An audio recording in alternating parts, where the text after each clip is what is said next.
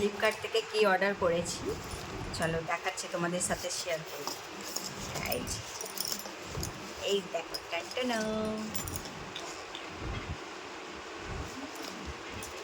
চলো আনবক্সিং করি। প্রত্যেকে খুলবো এখান থেকে।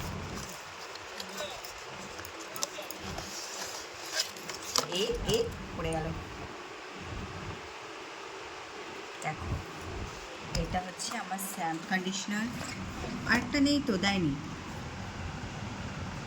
শ্যাম্পু,